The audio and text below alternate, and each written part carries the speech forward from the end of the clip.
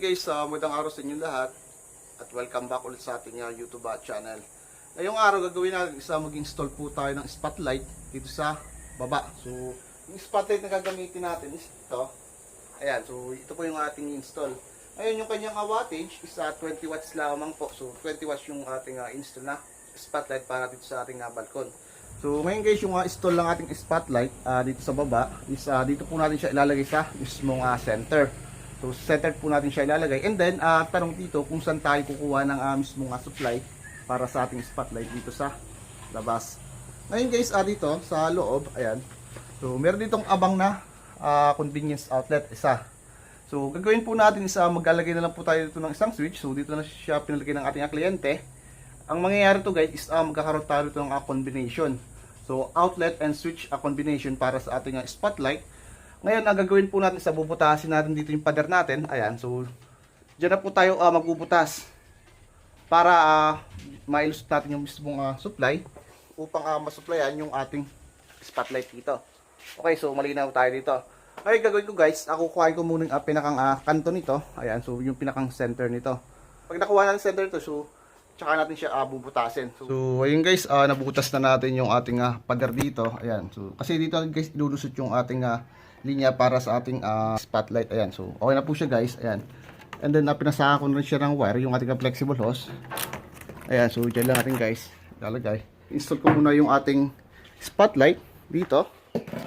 So ito yung ating spotlight. Ayan, ito po siya guys. So dito na natin po siya install. Ayan na, naka-center na yun guys, kasi ito yung bakal natin. So ito yung pinakang mismong paluko natin or pinakang center na. So dito po natin siya install. Ayan. So ayan guys. So gagawin ko bubutasan ko na lang dito. Ayan. Ililibel na lang natin para pantay yung ating agawa. So nakaganyan siya guys. Diyan. So nakaganyan. Okay. So ito yung gilid niya. Ayan. So tutornilyuhin na lang natin siya sa gilid. So ayan guys, nasukatan ko na siya rito. So sa pagbubutasan ng ating spotlight. So diyan natin guys itutornilyo para hindi na siya gumalaw. Ayan. So ngayon gamitan natin siya ng abarena pambutas. So guys, ayan.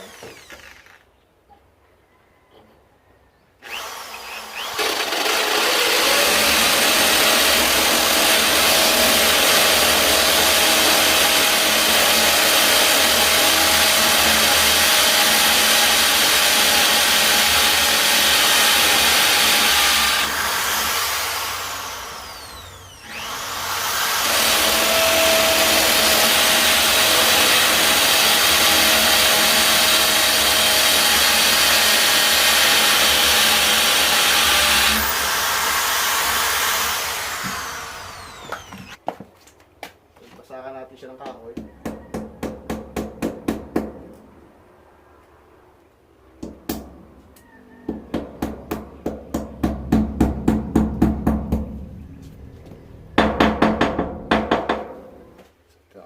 So yun guys, ito na yung ating spotlight. Ayan, so dito natin guys itutornilyo yung ating spotlight dito sa butas na to. So yung sinukat ko kanina rito, so ayan. Ngayon ay tutornilyo natin dito ng ating black screw. So black screw yung panggagamitin natin. Ayan po. Ayan. So katulad sa kahoy kanina. Ayan.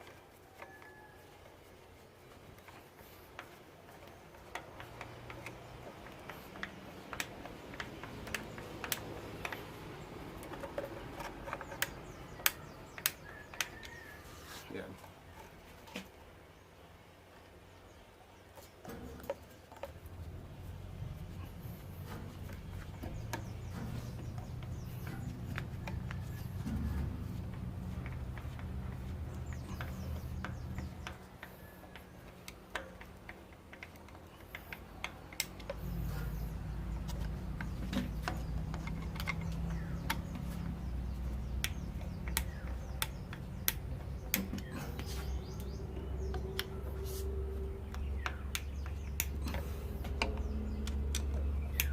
So okay na guys, ayan.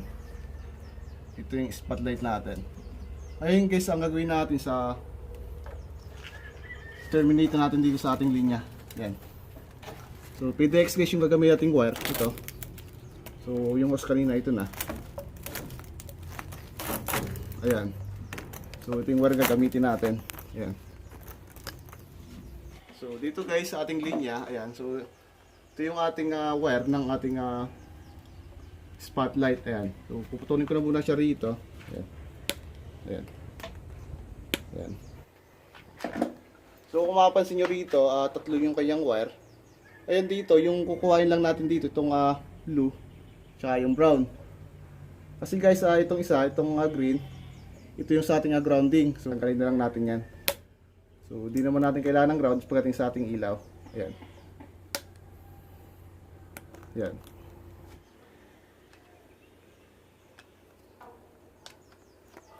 Ayan. So, napahaba. So okay lang yan. So dito,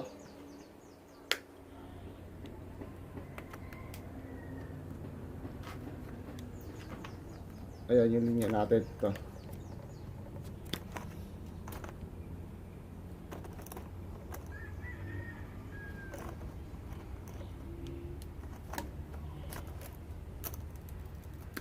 Ayan. Wala rin masyadong haba. So dito is place na natin dito.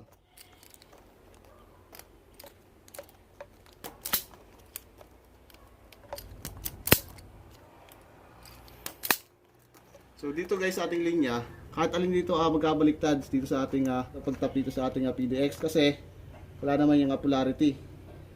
Ayan, so space natin dito.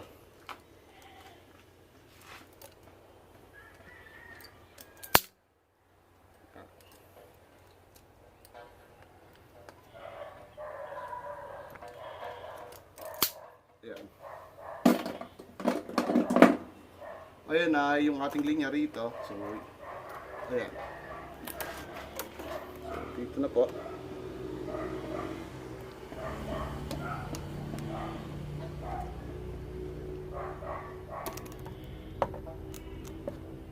Ayan, so masyadong manipis yung linya natin. Ayan. So ayusin na lang natin. Ayan. So halos umikot yung ating linya. So ngayon itupi natin siya rito. Ipitin natin. Ayan. Para matibay.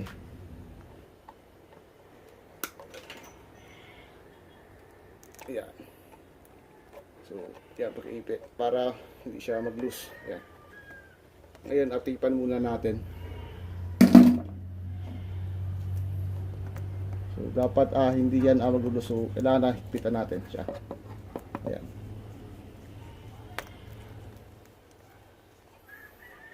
And then, bend ulit dito.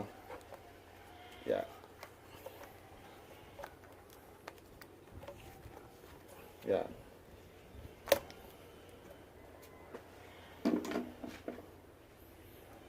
And then, yung isang linya naman natin, ayan, sa ilaw. Ayan. So, ito po. Ayan.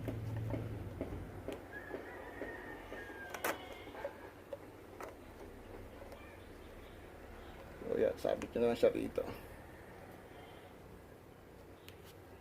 Ayan. And then after nyan, so ipitin natin ulit. Ito pang ginawa sa kabila. Ayan. So, ito po.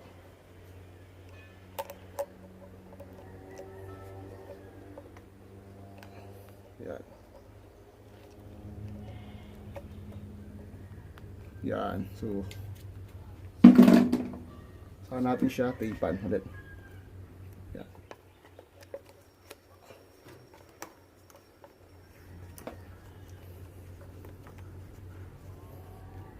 Ayan. So ayusin lang natin siya guys. Ayan.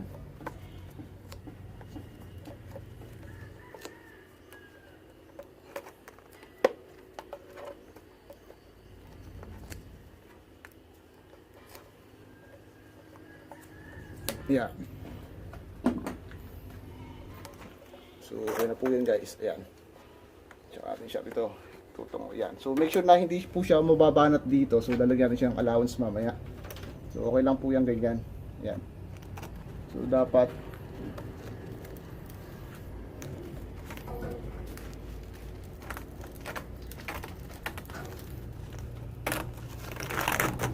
so ito siya guys. Ayan. So hindi naman natin papasok sa hose yan. Ayan. So ganyan lang po. Ayan. So okay na po yan. Ayan. So pasok tayo sa loob guys.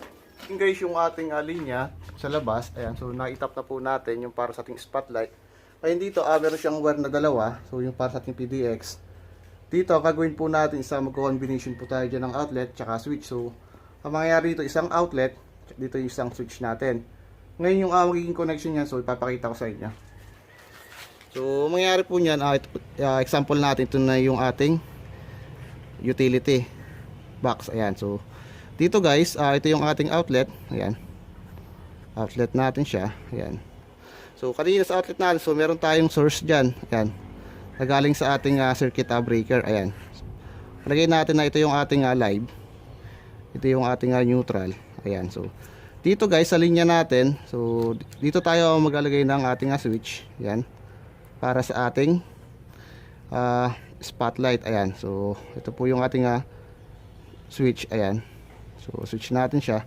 Ayan, dito guys, yung outlet, meron siyang 4 na terminal dyan, 4 na butas. Ayan, so the same lang din guys ng ating switch. Ayan, so ang mangyayari po nyan, so dito sa ating linya na live tsaka neutral, so yung live natin is direct dito sa ating isang terminal na butas, and then yung ating neutral direct dito sa ating isang butas sa ating convenience outlet sa baba.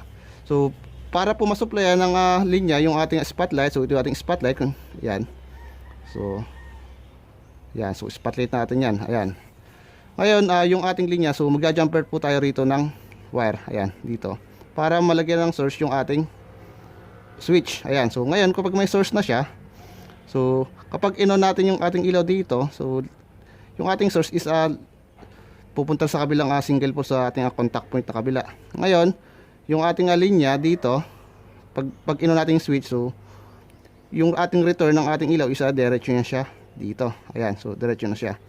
Parang nangyari guys, yung ating live wire simula rito sa ating circuit breakers is pumunta siya sa outlet, pumunta siya sa ating switch. Pag in-on natin is diretso na siya sa ating spotlight. And then yung ating neutral, so yung neutral natin is direct na yan dito sa ating bulb, so directly yan palagi sa ating neutral. So ayan, so dito natin siya itatap sa ating outlet. Ayan, so okay na po tayo dyan, malinaw tayo dyan. Ngayon na-apply natin ng actual. Tara.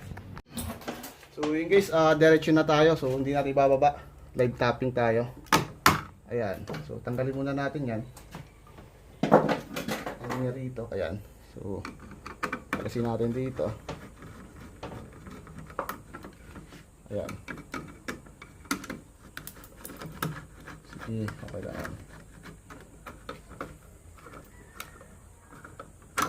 So ito na po siya guys, yung ating mismong convenience outlet. Ayan, so ito guys, ayan, so adjust lang natin, so sungkitin nyo lang siya rin sa gilid. Ayan, ayan, so pasok nyo siya rito, ilalak ulit natin. Ayan, pagkapasok, ayan, so okay na yan. Ayan dito guys sa linya, so alamin muna natin dito yung ating source. Gamit po tayo ng clamp meter, so baka kasi mamaya baliktad yung ating source. Ayan, so range lang po sa NCB. Ayan, so i-test lang natin siya. Ito, so ayan, so baliktad guys yung linya rito, yung puti sa PDX, siya po yung ating live. Ayan, so nagwa-warning yung ating clamp meter. So yung itim natin dito, ayan, so ito yung ating neutral. So baliktad po yung top down ng dating electrician. So ngayon guys, ang gagawin is babaliktarin natin. Okay, so sa puti dito tayo tatap ng ating live. Okay, bigyan tayo dyan. Ito yung sa ating spotlight sa labas. Ayan, pasok na siya rito. Ayan, so ito na po. Ayan, then dito ito.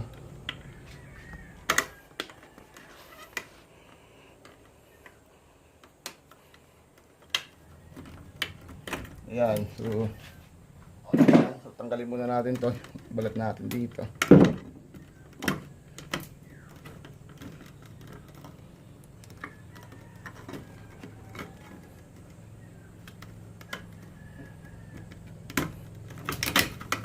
So dapat i-clip na natin mamaya yan. Ayan,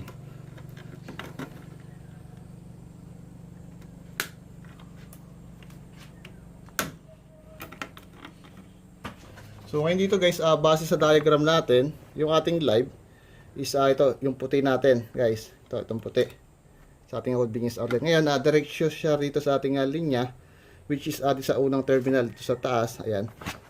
So, ito po. Ayan. And then dito, magja-jumper tayo ng wire para malagyan ng source to, yung ating live wire, itong ating switch. So, from dito guys, is magja-jumper tayo rito para malagyan ng source. Okay.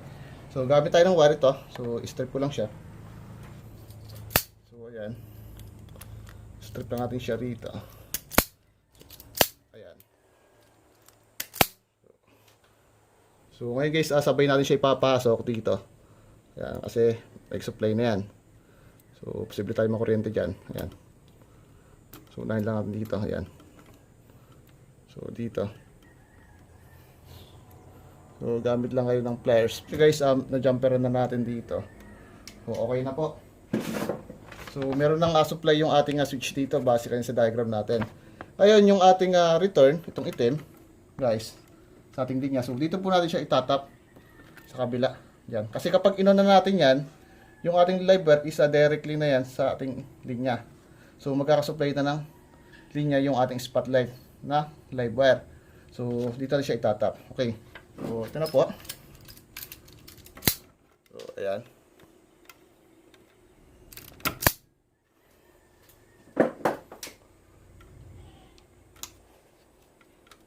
So, dito na po natin siya itatap sa switch. Ayan. So, ito yung ating return ng ating ilaw. Ayan. So, okay na po yan guys. So, malinaw na po tayo dyan. So, base sa diagram natin guys, so okay na. Okay na yung ating linya. So, lahat meron siyang source. Simula rito sa live wire, pumunta siya rito sa ating outlet. Ayan. Jumper dito, papunta rito sa ating switch. So, ito. Ayan. So, ito na siya guys. Ayan. And then, yung ating return ng ating ilaw, so itong itim, so dito tinap natin sa kabilang switch, sa kabilang terminal. And then yung ating neutral, ito, so neutral natin itim, guys, ito. Itim nga, neutral yan. So yung neutral ng ating ilaw, itong puti, so dito na siya itatap. Diyan. So dito na. Ayan. So ayan, splice natin. Ayan. So okay na yan. So dito na siya itatap. Ayan. So ayan. So okay na yan guys. Ayan. So ganyan lang guys, kasimple. Okay, so malinaw tayo dito. So simula rito yung linya natin source, galing circuit breaker, yung ating live wire at saka yung ating neutral. So yung live wire natin isa puti, yung neutral natin stem. Tapos ang nangyari niyan, sinag-jumper tayo rito ng linya. Ayan. Para masupplyan ng linya yung ating switch. Ngayon, meron na siyang supply. So yung return ng ating ilaw, itong itim. So dito natin tinap kasi once na ino natin yung ating switch, yung ating linya, direct na yun sa ating spotlight. And then yung itong puti, so dito natin tinap sa neutral ng ating source ng circuit breaker. So parang nangyari lang guys, so yung ating neutral is direct na agad sa ating spotlight. Ayan. So yun, pasok na muna natin to. Ayan. So okay na yan guys. So yan po.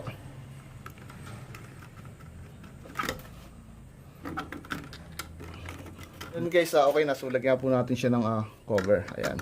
Ayun, i-test na natin kung ilaw yung spotlight nasa labas. So i-on ko na yung ating switch ha. Ayan. So ayan. So ayan guys, umilaw na po yung ating spotlight. So tsaka lang kuya. So ngayon, i-off ko. Ayan. Off na, okay na. So on natin. So okay. Off, on, off. So okay na yun guys. Yun guys, ganun lang po kasimple yung ginawa natin ngayong araw. So nag-switch and outlet combination na naman tayo. So yung ginawa lang natin kanina is nilagyan natin dito ng spotlight sa labas. So ayan po guys, so okay na. So yung kanyang switch is dito po sa loob. So ganun lang guys yung idea sa pag-install ng ating spotlight dito sa bahay na ito. Yun guys, hanggang dito na lang muna. So sa mga pa pala sa akin nagsusubscribe, sana guys na supportahan yung channel ko. Yung click notification bell para lang din sa aking bagong video. Sa mga gustong pa-shoutout, gawin nyo lang is comment lang yung pangalan nyo and address para sa the vlog is ma-shoutout ko kayo. Hanggang dito na lang and see you in my next vlog. Thank you.